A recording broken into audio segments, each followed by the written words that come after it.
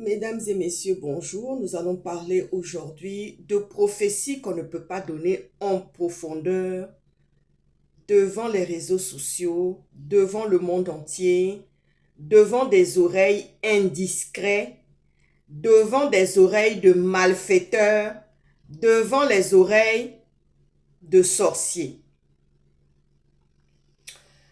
Que ton nom est si merveilleux, que ton nom est si merveilleux, le nom de Jésus, mon roi.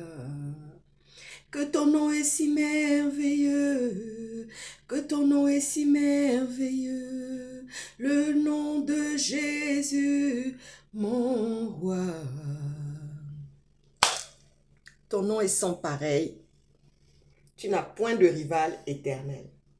Mesdames et messieurs, je viens encore ici aujourd'hui parce qu'il y a des gens qui m'ont appelé en inbox, il y a des gens qui m'ont écrit, qui m'ont dit comme ça, « Ah, maman, la prophétie que tu avais eue pour... Bon, ils se sont focalisés sur cette prophétie, alors qu'il y en a eu tant d'autres. Ils ont dit, oui, il y en a eu tant d'autres qui se sont réalisées. Et c'est pas d'aujourd'hui que je sors des prophéties qui arrivent à son terme et que Dieu, qui se réalise par la puissance divine de Dieu, voyez-vous. Et les gens m'ont appelé pour dire, ah maman, on a senti que la prophétie que tu avais donnée pour la Côte d'Ivoire, elle n'était pas, tu n'avais pas tout donné dans cette prophétie. Je veux juste dire ici que Dieu nous demande de marcher avec sagesse et intelligence. Vous voyez ce que je veux dire, non? Quand Dieu nous donne une prophétie, Dieu nous donne aussi des instructions. Vous voyez ce que je veux dire? Non, oui. Dieu nous donne aussi des instructions. Il y a des prophéties qu'on peut donner en profondeur. Vous voyez ce que je veux dire?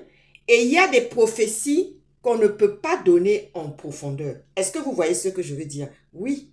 Derrière la prophétie de Dieu va descendre en Côte d'Ivoire, il y avait beaucoup d'autres choses, mais que Dieu ne voulait pas que je révèle à ce moment-là, devant les réseaux sociaux, devant des oreilles indiscrètes, devant des sorciers, devant des maraboutiques, devant des gens qui ont la méchanceté et qui veulent toujours mettre au défi l'Éternel. Parce qu'il y a des gens qui défient Dieu, comme ça s'est passé à Babylone. Vous voyez ce que je veux dire, non? Comme ça s'est passé à Babylone. Il y a des gens qui aiment défier Dieu. Il y a des gens qui aiment défier les prophéties pour dire que non, ça ne va pas arriver parce que c'est eux, leurs marabouts là, qui sont plus forts que tout. Est-ce que vous voyez ce que je suis en train de vous dire là? Hein, mes chéris? Est-ce que vous voyez ce que je suis en train de vous dire? Tous ceux qui m'ont appelé m'ont dit non, maman, la prophétie là, tu n'as pas tout donné. Je dis oui, je n'ai pas tout donné parce que Dieu ne voulait pas que je donne tout. Vous voyez ce que je veux dire, non? Oui. Dieu ne voulait pas que je donne tout. Dieu m'a seulement dit, va leur dire devant le monde entier, dans les réseaux sociaux, que Dieu va descendre en Côte d'Ivoire. Et la suite, je vous ai donné ça dans une vidéo qui date de 2 jours maintenant. Je vous ai donné le reste. Vous voyez ce que je veux dire, non? Et il y a d'autres choses que je n'ai pas sorties parce que ce n'est pas encore le moment. Ce n'est pas encore l'heure. Est-ce que vous voyez ce que je veux dire? Oui, parce qu'on a des oreilles indiscrètes. On a des gens qui sont là pour toujours défier les prophéties, pour toujours défier les prophètes et les prophétesses. Vous voyez ce que je veux dire, non? Oui. Il y a des gens qui font des maraboutages. Il y a des gens qui font de la sorcellerie. Il y a des gens qui sont là pour seulement défier tout simplement l'autorité, la puissance et l'autorité de Dieu. Est-ce que vous voyez ça? Oui. Il y a des gens qui sont là seulement pour ça. Vous voyez ce que je veux dire, non? Oui, c'est pour ça que je n'ai pas donné, parce que l'Éternel est venu me donner une instruction. Il m'a donné des instructions fermes en disant, tu vas seulement leur donner que Dieu va descendre en Côte d'Ivoire. Et Dieu est descendu en Côte d'Ivoire. Dieu a mis en fuite Alassane Ouattara. Vous voyez ce que je veux dire, non? Oui. Parce que quand Dieu propulse un vent de dispersion dans la vie des méchants, dans la vie des mauvaises personnes, voyez-vous, ça s'accomplit. Vous voyez ce que je veux dire, non? Moi, j'ai la foi. Au quotidien, là, j'ai la foi. Vous voyez ce que je veux dire, non? Oui. J'ai la foi. Je ne marche pas à la vue. Voilà. Je suis une femme spirituelle. Je ne marche pas à la vue. C'est pas parce que je vois le vent qui est en train physiquement d'être en train de se soulever, je me dis ça y est, c'est la fin du monde. Non, je me dis c'est juste le vent. Dieu va descendre pour calmer ça. Vous voyez ce que je dis, non? Oui, il y a des prophéties qu'on ne donne pas en profondeur. Parce que Dieu lui-même vient donner des instructions. Surtout quand ça concerne des gens qui se sont bombés la poitrine comme ça.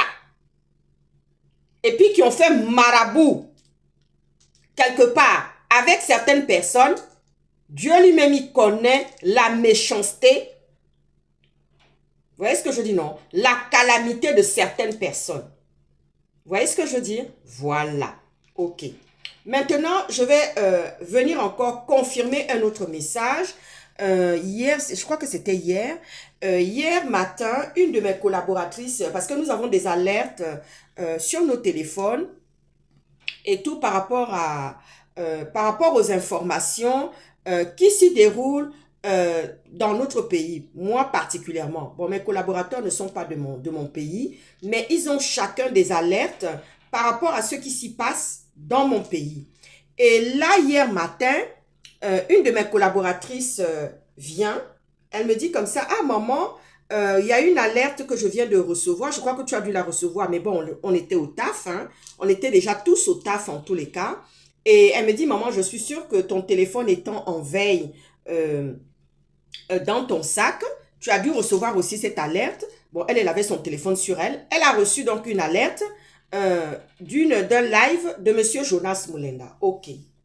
Et là, je lui ai dit, écoute, comme toi, tu as déjà de l'avance sur nous par rapport au taf, elle me dit, oui, je vais y aller rapide, je vais y aller immédiatement, m'enquérir de ce live, le regarder, et puis ensuite, on fera un débriefing au déjeuner. Je dis, ok, il n'y a pas de souci.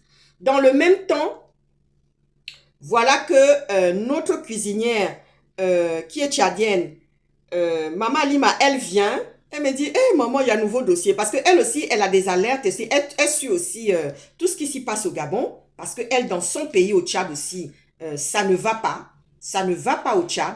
Hein? Ça ne va vraiment pas au Tchad là-bas, voyez-vous. Donc, elle aussi, elle suit énormément Jonas Mulenda et les activistes gabonais en Occident qui se battent pour la vraie libération de leur pays. Et elle nous suit énormément. Elle me dit comme ça, elle revient vers moi. Elle me dit, elle vient comme ça, elle frappe à la porte, elle ouvre un peu l'entrebâillement de la porte. Elle me dit, hé maman, je viens de recevoir une alerte de... En général, monsieur Jonas Mulenda ne fait pas les lives le matin. C'est que c'est grave. Je dis, oui maman Alima, sûrement qu'il y a quelque chose. Donc, elles sont parties toutes les deux. Elle avait déjà fini tout son plan de cuisine. Parce que nous, on a des journées à l'association Grain de Talent. Donc, on était à la journée de l'association Grain de Talent. Donc, elle avait déjà fini tout son plan. Elle est partie avec Elsa pour aller regarder le live de Monsieur Jonas Mulenda. Et nous, on est resté avec le reste au taf. Donc, voilà. Et quand on a fini notre taf et c'était l'heure du déjeuner, Maman Lima nous a servi et tout le service avait été fait et tout. On est venu s'asseoir. Je lui demande, je dis, mais maman, où est Elsa? Parce que je l'entendais rigoler. Quand elle suivait à 3 bureaux du mien, je l'entendais tellement éclater de rire que je me suis dit, non mais Elsa n'a pas l'habitude de pouffer de rire comme ça. Qu'est-ce qui se passe dans ces lives de Monsieur Jonas Mulenda? Donc, elle est partie là-bas. Elle était en train d'éclater de rire. Elle est revenue, donc je dis, mais elle est où Elsa? Elle me dit, oui, elle arrive. Donc, Elsa arrive, elle vient, on s'installe. Je la regarde, je dis, dès que je l'ai regardée, elle dit, oui, maman, ne t'inquiète pas. Elle a éclaté. Elle a éclaté de rire immédiatement. Je dis, hé, maman Elsa, qu'est-ce qu'il y a derrière tout ça là? Elle s'est assise. Et puis elle me dit, maman, je préfère que... Elle me dit, tu sais, il a parlé de quelque chose il a parlé de 2 sujets qui sont très importants et capitaux. Il était en train de conscientiser au niveau de la distraction des Gabonais. Je dis, oh là là, mon pauvre chou. Je dis, la distraction des Gabonais, ce n'est pas d'aujourd'hui. Ah, ils se sont toujours noyés jusqu'à la lie. C'est-à-dire qu'ils ont toujours bu la tasse jusqu'à la lie concernant la distraction. C'est-à-dire que c'est à ce moment-là qu'ils vont aller plus dans les motels. Voyez-vous? Je n'avais pas encore vu le live. Hein? C'est en ce moment-là qu'ils vont aller plus dans les motels. C'est en ce moment-là qu'ils vont se noyer jusqu'à la lie, jusqu'à la tasse, à boire la tasse, dans l'alcoolisme, dans les maquis, dans les Nganda, vous voyez ce que je veux dire, non? C'est à ce moment-là qu'ils vont draguer d'une manière effrénée, même ceux qu'il ne faut pas draguer. Et c'est à ce moment-là aussi qu'ils vont contracter le sida. Vous voyez ce que je veux dire, non? Parce qu'ils vivent sous coupure d'électricité constante. L'amour est un piège, qui est un auditeur. D'ailleurs, tout le monde a éclaté de rire quand ils ont entendu ce monsieur-là, cet auditeur-là venir dans le live de monsieur Jonas Mulenda. Ils ont énormément éclaté de rire. Dit, oh là là, ça c'est très beau, ça. L'amour est un piège, vraiment. Il dit, oui, l'amour est un piège, hein. Ça peut être un piège. Et l'amour peut détruire, hein. Ah oui, parce que quand tu ne tombes pas au bon endroit, l'amour peut détruire. Bref, vous voyez ce que je veux dire, non? Oui. Quand ils vivent sur coupure constante dans le pays, dès le matin même tu as coupure d'électricité. Rien ne va dans le pays. On va faire des inaugurations de manèges. Vous voyez ce que je veux dire, non? On va faire des inaugurations de manèges. Mais dans le même temps, il n'y a pas de sanitaire dans les écoles. Il n'y a pas de sanitaire. Il n'y a pas d'électricité. Il n'y a pas d'eau. Et à la fin, pour nous dire que l'amour est un piège, nous dit comme ça, oui, nous souffrons. Il a sorti comme ça à M. Jonas Mulenda dans son live que nous souffrons. Quand il souffrait là-bas. Vous voyez ce que je veux dire, non? Oui, que ça n'allait pas. Et c'est pas la première fois que j'entends ce monsieur-là qui est l'amour est un piège venir sortir vraiment des réalités et des vérités. Mais il y a encore une partie qui est omnibilée par ce que monsieur Oligui a fait, soi-disant pour le coup de libération. Vous voyez ce que je veux dire, non? Ce n'est pas un coup de libération, c'est un coup d'État. Parce qu'une famille a été renversée. Une famille, parce qu'il a tendance à... je ne sais pas s'il connaît bien son dictionnaire. Vous voyez ce que je veux dire, non? Et puis, il y a une confusion. Vous voyez ce que je veux dire, non? Ils ont créé une confusion dans la tête des Gabonais. Et les Gabonais ne sortent jamais de leur bouche le mot coup d'État. Vous voyez ce que je veux dire, non? Les Gabonais ne sortent jamais de leur bouche le mot coup d'État. Jamais. C'est moi qui suis venu dire la dernière fois que oui, l'affaire du coup d'État, là, ça s'est préparé depuis le Sénégal. C'est depuis le Sénégal qu'il a mijoté ça. Un jour, on aura comment on a dit ça? On aura l'explosion de cette affaire-là un jour. On saura la vérité un jour. Dieu va faire. Dieu même dit que je viendrai, je vous annoncerai des choses. Je révélerai des choses que je viendrai vous annoncer. Vous voyez ce que je veux dire, non? Dieu viendra nous annoncer et révéler des choses sur le fameux coup d'État que Oligui est venu faire dans le pays. Vous voyez ce que je veux dire, non? Oui. Et oui, on aura toutes les révélations.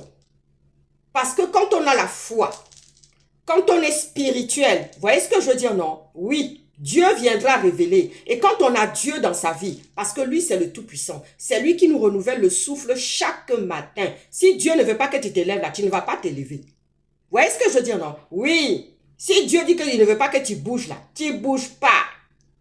Et puis, il n'y a rien. Vous voyez ce que je dis, non? Et puis, il n'y a rien. Tu parlais te lamenter, te plaindre ici, monter ici, descendre ici. Il n'y aura rien. Tu vois ce que je dis, non? Tu ne peux pas l'atteindre. Tu auras de la colère dans ton cœur. Tu vois ce que je veux dire, non? Tu auras une grosse colère en disant, mais Seigneur, pourquoi tu me fais ça? Oui. David avait dit, mais Éternel, pourquoi tu m'as abandonné? Oui. Ah ben oui. Il y a des gens qui sont croyants, qui ont vécu des situations terribles et qui ont dit, Seigneur, pourquoi tu m'as abandonné? C'est dans la Bible, ça. Allez-y lire les passages de David. David s'est senti abandonné, mais Dieu ne l'avait pas abandonné. Dieu était là. Dieu était omniprésent. Dieu l'accompagnait parce que parfois il y a des moments, c'est le désert, c'est le calme total, tu ne sens rien, tu n'entends rien. Et puis il y a des périodes où comme ça, tu sens la présence de Dieu, mais d'une manière tellement puissante et forte. Est-ce que vous voyez ça? Parce que le Dieu que nous prions là, c'est un Dieu de liberté, c'est un Dieu d'amour, c'est un Dieu de compassion, c'est un Dieu de miséricorde. Vous voyez ce que je veux dire, non? Il ne force personne. Il te donne la liberté. Il te dit, voici le bien et le mal. Choisis toi-même la route. Il ne nous force rien.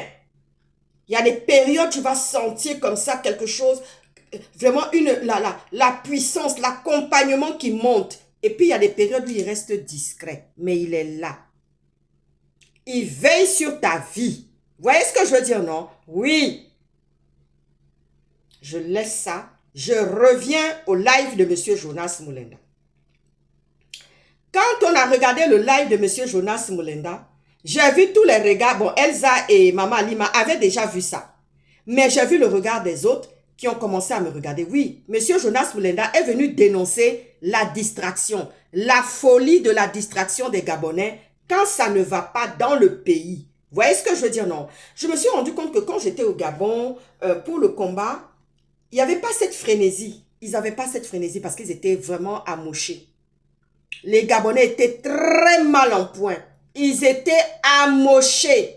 Vous voyez ce que je veux dire, non? Oui, ceux qui allaient dans les motels vraiment, c'était les grottos, les gens qui avaient l'argent, qui amenaient les pauvres filles gabonaises parce que c'était vraiment difficile dans ces fameux motels. D'ailleurs, on doit détruire ça. Si, que Dieu descende même pour casser, détruire tous les motels là et engloutir ça au nom de Jésus. C'est tout ce que je dis. Et puis ça va arriver. Hein. Hey, maman Nangal.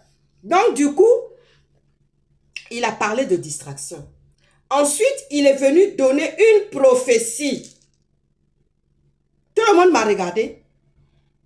Et là, j'entends Elsa qui dit, mais maman, tu n'as pas parlé avec M. Jonas Moulenda. Tu ne l'as pas rencontré.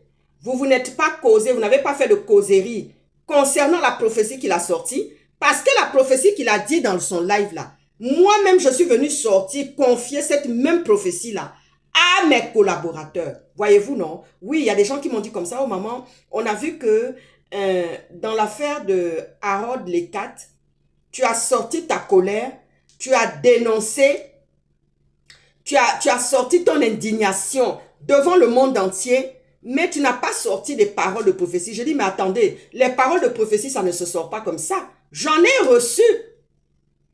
La preuve en est que Jonas Moulenda et moi, on ne s'est pas entendu. Il a sorti une parole prophétique que moi, j'ai seulement confiée à mes collaborateurs, que personne d'autre ne sait, même pas mes enfants ni personne. Vous voyez ce que je veux dire, non? Oui. Et Maman Lima, la cuisinière, même n'était pas au courant. Elle ne connaît pas cette prophétie-là. Elle ne sait pas ça. Mais mes collaborateurs immédiats, proches, là, ils sont au courant de ça. Et là, ils m'ont regardé, ils m'ont dit, mais attendez, maman, tu n'as pas parlé avec le monsieur. Tu n'as rien dit avec le monsieur. Vous n'êtes pas rencontrés. Mais lui, il est venu. C'est là que je leur ai dit que le monsieur que vous voyez, Jonas Moulenda, là, c'est un homme spirituel. Oui. C'est un homme spirituel. Elle a dit que nous, on peut recevoir quelque chose ici. Dieu va aussi aller là-bas, le toucher, lui parler et lui sortir aussi la même prophétie, mot pour mot. Est-ce que vous voyez ça? Je viens vous donner un enseignement, oui, parce que Dieu confirme toujours. Dieu vient toujours confirmer ses prophéties. Oh. Hey, et dans Dieu vient toujours confirmer ses prophéties. Oui. Et c'est la personne que tu ne soupçonnes même pas que Dieu va aller toucher pour sortir la même parole, pour confirmer la même parole, la même prophétie que tu as reçue de la part de l'Éternel. Est-ce que vous voyez ça? Moi, je n'ai pas parlé avec Jonas Moulenda. Toute mon équipe était là, dit, mais comment? Elle n'a pas parlé. Elle a confié ça seulement. C'est nous qui étions seulement au courant. Elle n'a pas vu le monsieur. Et le monsieur aussi a sorti la même prophétie là-bas. Et je leur ai dit que oui, ce monsieur est spirituel. C'est un homme qui est spirituel. Vous voyez ce que je dis? Non, c'est un homme qui est initié, c'est un homme qui est spirituel. Vous voyez, un jour, on était parti en villégiature à Bordeaux. J'étais avec Maï et Elsa. Elle m'encadrait comme ça. On a rencontré, et voilà une dame, une maman. Je crois qu'elle avait dans les 70 ans comme ça. Elle est venue, elle dit, bonjour ma fille. Vous ne me connaissez pas. Je suis gabonaise, je vous suis. Et je suis aussi beaucoup Monsieur Jonas Moulenda. Je dis, bon, enchanté en tous les cas. Et tout. Elle me dit, oui, je sais, je connais votre papa. Je connaissais bien votre papa.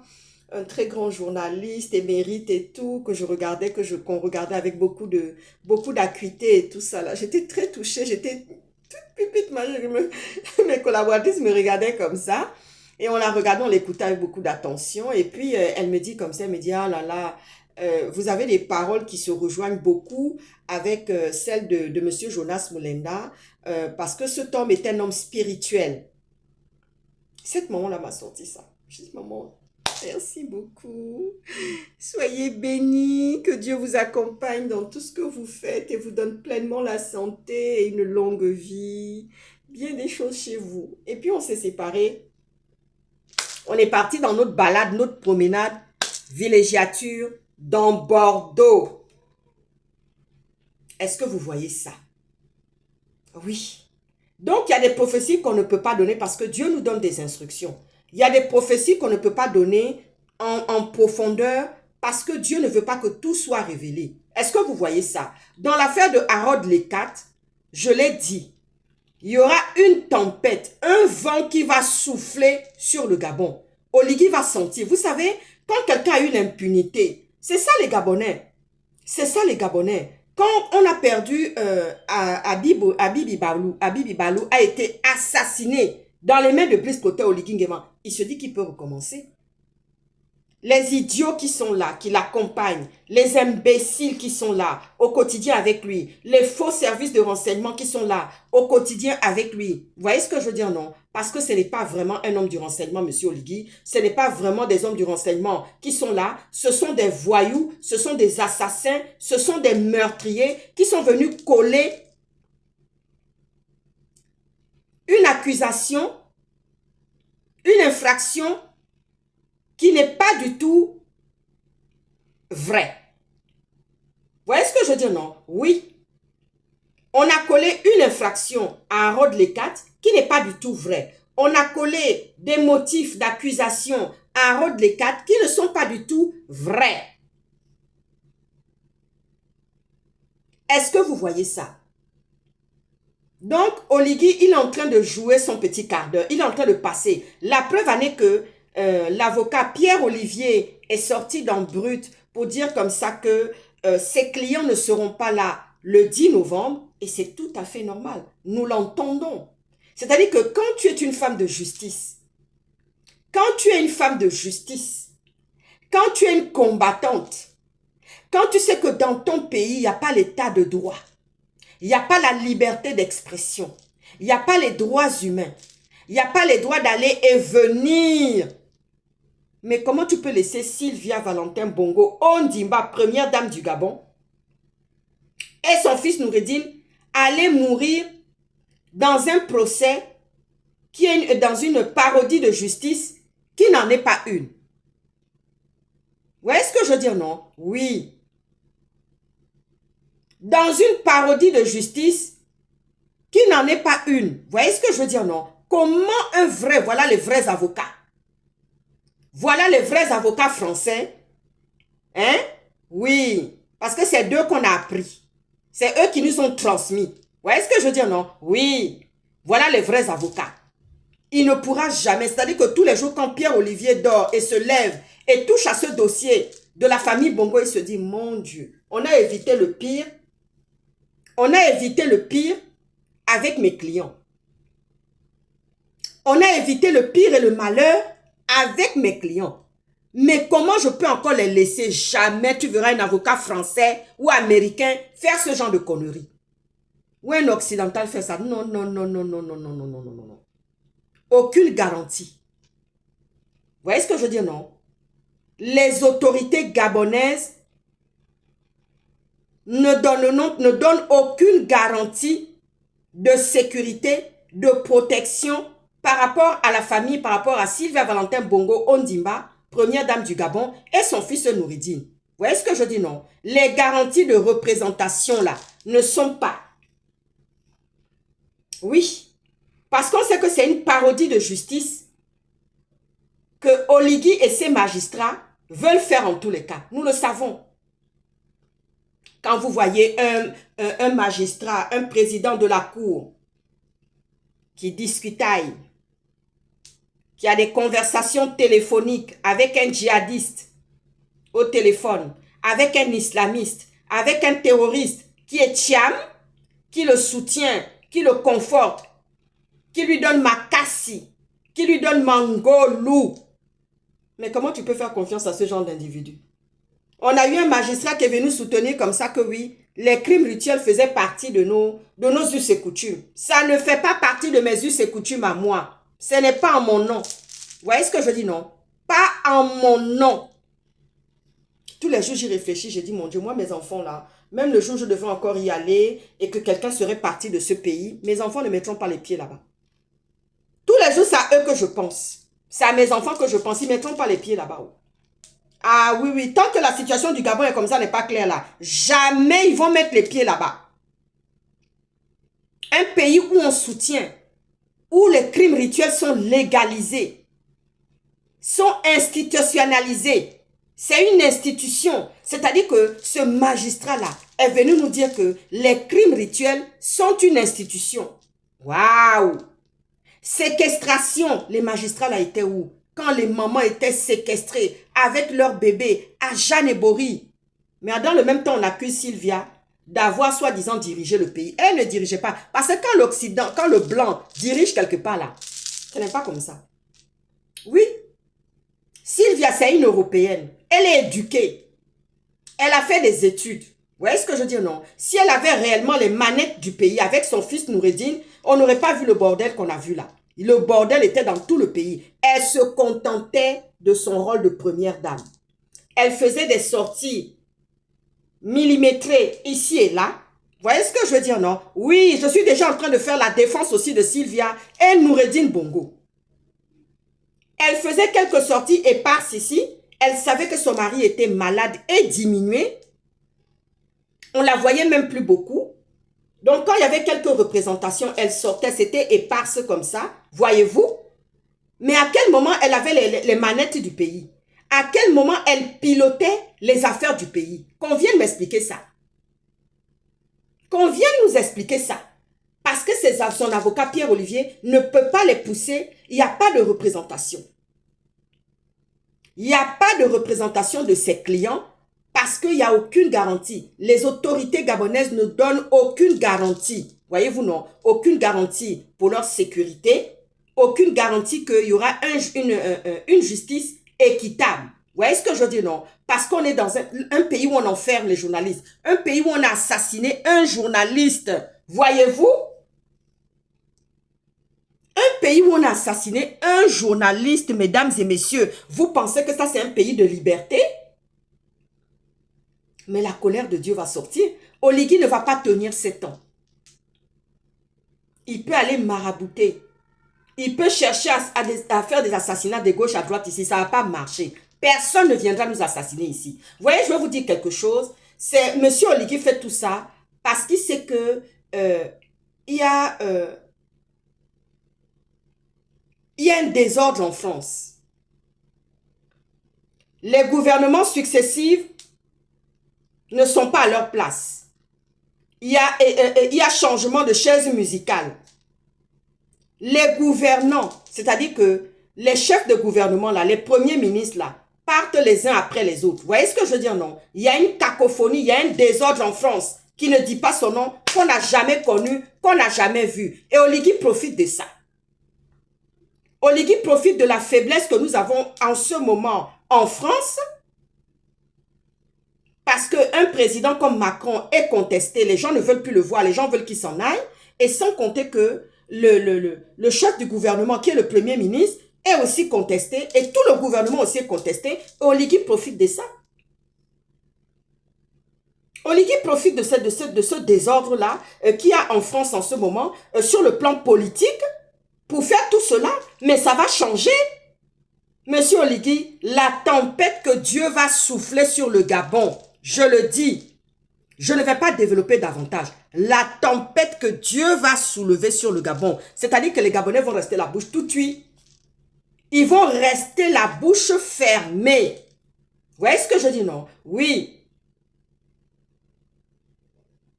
Prophétie et parodie de justice. Vous voyez ce que je veux dire, non? Oui. Prophétie et parodie de justice. C'est ça qui se passe au Gabon. Et c'est ça qui va toucher le Gabon, qui va frapper le Gabon. Vous voyez ce que je veux dire, non? Souvenez-vous quand j'avais dit que oui, le monde entier va nous voir. Mais le monde entier nous a vus. Vous voyez ce que je veux dire, non? Oui, et je sais de quelle prophétie Jonas Moulenda est venu sortir et que moi aussi, le Seigneur est venu me visiter ici pour me dire, me donner cette prophétie. Alors que je n'ai pas parlé avec le monsieur. Je n'ai pas vu le monsieur pour qu'on puisse en parler. Vous voyez ce que je veux dire, non? Oui. Mais Dieu est venu matcher. Dieu est venu amener la concordance. C'est-à-dire que Dieu, là, sa puissance, là, il va aller parler à une autre personne. Vous dites, cette personne-là a un esprit, je vais aller, c'est un spirituel, je vais aller lui donner aussi la prophétie que j'ai donnée à ma fille ici. Parce que moi, j'ai été visitée ici. Oui. Quand je chante le cantique que son nom est si merveilleux, oui, le nom de Dieu est merveilleux. Quand on a joué ce chant gospel la dernière fois, j'entendais Jérémie qui disait, « Maman, j'ai beaucoup de frissons. J'ai beaucoup de frissons avec ce cantique-là, ce chant gospel-là. Que ce nom est si merveilleux. » Oui. Parce que rien que prononcer seulement au nom de Jésus, rien que prononcer seulement au nom de Jésus, la montagne qui était dressée devant toi là, elle s'abaisse.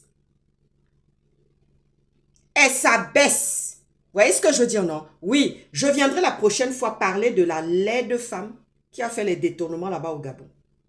Cette dame-là qui a détourné de l'argent, qui est laide comme la mort, qui est un Junju Kalaba. Je viendrai parler d'elle la prochaine fois. Je viendrai la mettre nue devant tout le monde avec sa laideur. Parce que je me demande où elle a mis l'argent là. Qu'elle a détourné là. Les détournements qu'elle faisait avec l'argent de l'État gabonais. Celle-là, on ne la jette pas en prison. Mais ça rôde l'État qu'on a jeté en prison. Vous voyez ce que je veux dire, non? Que son nom est si merveilleux. Vous voyez ce que je veux dire, non? Et puis, je vais répondre au passage à ceux qui disent que non, je suis trop jolie pour être une femme du renseignement. Ah bon? Qu'est-ce que vous en savez? Est-ce que vous avez vu les femmes kurdes qui ont combattu? Oui. Quand l'État islamiste était venu nous combattre jusqu'en Occident, là, est-ce que vous avez vu les femmes kurdes, comment elles sont belles? C'est-à-dire qu'au coucher du soleil, comme ça, le soir, quand on a fini toutes nos activités de la journée, on se découvre comme ça pour faire à manger, laver le linge, préparer la journée de demain. Tu vois les beautés qui sortent parce que la chaleur ne nous touche pas. Parce qu'on met des crèmes qui font que la chaleur ne nous touche pas. Notre peau est toujours protégée malgré qu'on va au combat. Mais qui vous a dit que les femmes du renseignement ne sont pas jolies? Qui est venu sortir ça? Qui a sorti cette imbécilité-là? Cette connerie-là? Hein? Qui a sorti ça?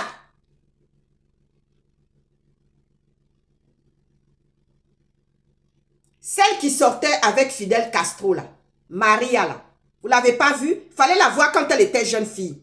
J'ai eu l'opportunité de discuter avec elle.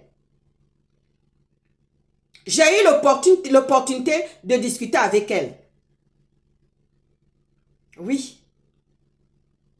J'ai eu l'opportunité de discuter avec Maria, qui était une femme du renseignement américain, qui vit en Floride. Ça, elle est basée en Floride. Aujourd'hui, elle est toute vieillissante. Elle ne sort plus, elle ne fait plus d'interviews. Très belle femme, j'ai vu ses photos jeunes. Elle m'a offert, elle m'a dédicacé son bouquin. Mais qui vous a dit ça? Qui vous a dit ça? Moi qui étais la fille, l'élève de Bob Nénard. Et je suis la meilleure amie de sa femme qu'il a laissée, Amina. Oui. Moi qui suis l'élève. Moi qui suis l'élève de Bob Denard, qui est un Bordelais ici, qui était un Bordelais, il n'est plus de ce monde, qui est Bordelais. Et je suis la meilleure amie de sa femme. Il avait vu ça en moi. Le premier jour, il m'a dit, mon Dieu, la fille de Pierre, waouh, tu es une combattante. Tu as ça en toi, on va réveiller tout ça là. J'étais l'élève de Bob Denard. Vous voyez ce que je veux dire, non? Oui. Et sa femme est ma meilleure amie. Mais vous venez parler de quoi? Vous parlez de quoi? Ça, ce sont mes mémoires. Personne ne sait ça. Mes parents savent ça, oui. Un jour, je lui ai demandé, je dis, mais pourquoi vous n'avez jamais attaqué le Gabon? Il dit, parce que Omar Bongo était notre ami. C'était sincèrement notre ami.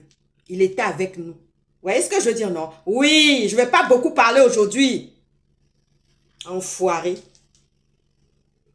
Il y a Martin Gunda sort des Gabonais.